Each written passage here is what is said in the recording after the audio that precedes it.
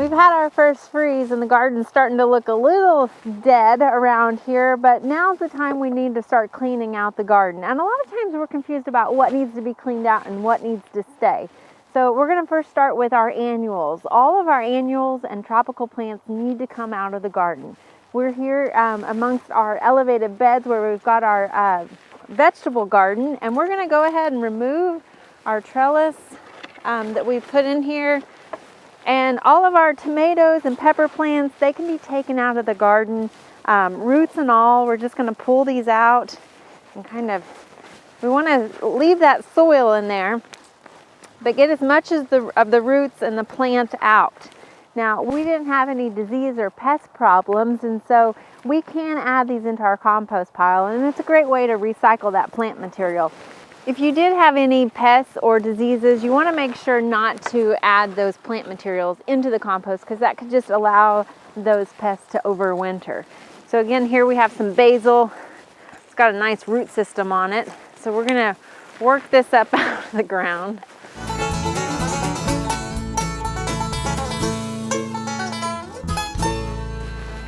Our basil had quite a root system on it, and we shook as much of that soil off as possible. But if we do get some of that soil going with the root ball to the compost pile, that's completely fine. It'll help that compost break down a little bit sooner. Also, if you get roots that are left in the garden bed, that is fine too. That's why we do crop rotation, in case there's any diseases that might be left in there. Hopefully they won't go to that next plant family. Here we have a lavender. Lavender is semi-hardy here in Oklahoma. However, this is in an elevated bed, so the odds are that it will freeze. So we're going to go ahead and take this out. Just to save it, we're going to dig this up and plant it in this clay pot here. You can see it's kind of rooted itself in some of the soil around it. So we could, if we wanted to, we could go ahead and just pot up this little plant here. You can see it rooted itself, so we've got a couple of little plants. We're going to go ahead and dig up this whole plant here if we can. It probably has a good root system on it as well. We had some nice garden soil for it to grow in. Give it a little bit of a tug. Again, break some of that soil off. We don't need to take all of that with us into the pot. So we've got it dug up, and we're going to go ahead and put it in this clay pot. Got a little too much soil in here. We're going to plant that back in there. Put some of that soil back around it. And we'll be able to take this in and enjoy it a little bit longer than what it would have survived outside. And I know it looks a little bit ragged, but we can just give that a haircut and it'll look as good as new. Now our chives in our vegetable garden, they are perennial. So we're going to go ahead and leave these. They still look good. We can get a little bit more of a harvest out of them. And what we'll do is just go ahead and cut these back a couple of inches. And we can cook with this, and this will just kind of clean it up for the winter time, but it will grow back for us next spring. Now over in our quad garden, we've got a few more annuals we need to remove. I know it doesn't look like much now, but just a week or two ago, this woolly morning glory was in its prime.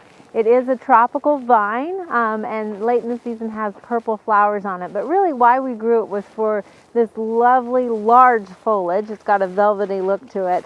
But as you can see, we've had our first freeze, and it really took a hit because it is a tropical vine. So another thing that you want to remove out of your garden or any tropical vines that you might have, we want to go ahead and clean it out of the structure that it's been growing on.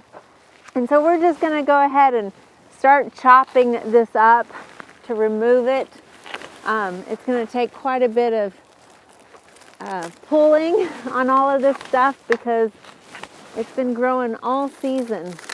This vine, it might be hard to believe, but this is just 3 little 4-inch plants that we planted early in spring, and this is how much it's grown. So it's probably a good thing that it is tropical. We have one more annual in the morning glory family that I bet you probably have in your landscape that we need to clean out also. Regular potatoes are in the Solanaceae family, but sweet potatoes are actually in a different plant family. They are in the morning glory family. If your sweet potato is looking like this after a freeze, you can see that they tend to just wilt anytime they're exposed to cold temperatures. It's time to go ahead and remove those from the garden. We do treat ornamental sweet potatoes as an annual, so we're just going to go through here and cut out this vine. Again, this is great material to add to your compost pile, assuming you haven't had any diseases or insects on that plant material. We'll give it a nice haircut so that we can actually get to the roots of this plant. And a lot of people ask, are ornamental sweet potatoes edible? Well, here's the thing. The answer is sort of. They are edible, but they're not going to taste like a regular sweet potato. Edible sweet potatoes have been bred to have a better taste to them and a better texture, whereas ornamental sweet potatoes have been bred to be more aesthetically pleasing. We're going to remove our irrigation drip out of there, and we're going to dig this up.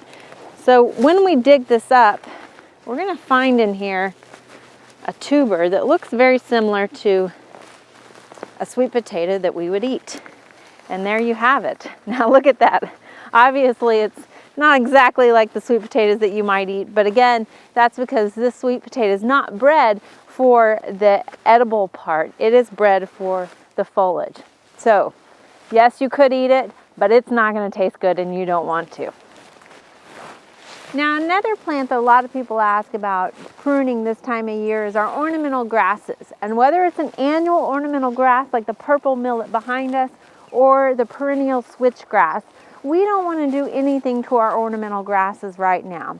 If it's annual, go ahead and leave it until late winter before you dig it up and remove it out of the garden. If it's a perennial, go ahead and leave it, and we will trim these back in late winter, early spring, just before that new growth comes out.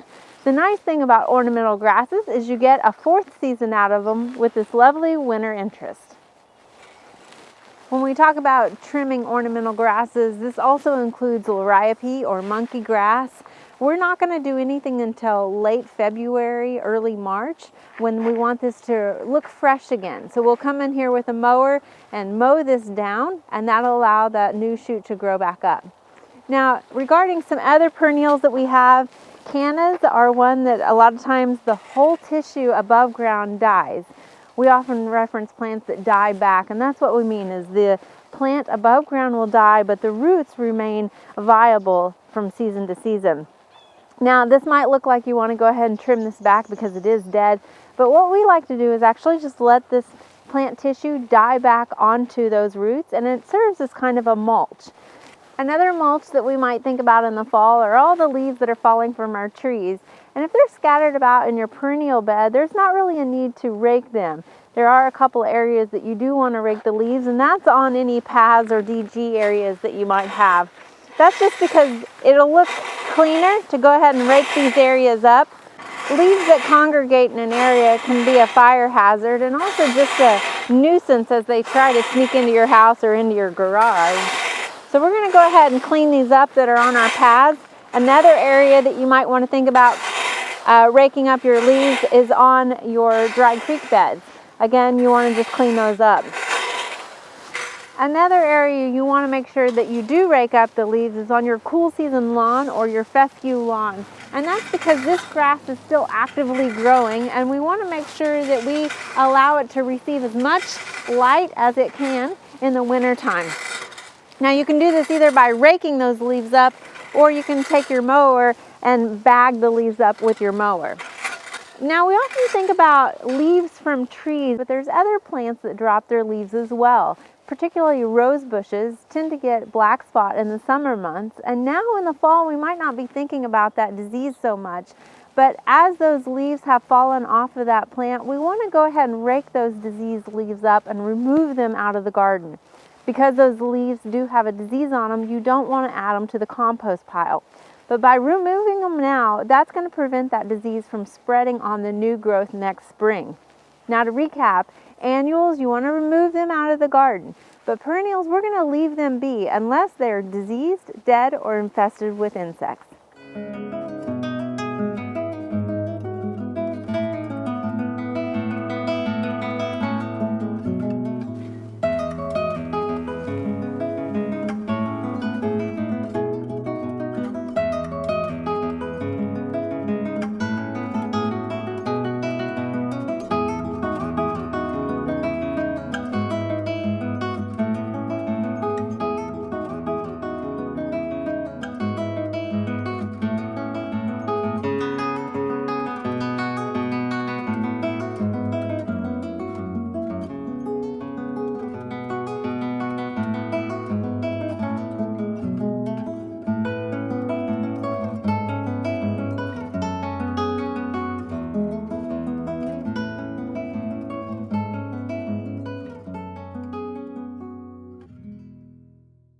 We hope you enjoyed this video. It's part of our Oklahoma Gardening YouTube channel.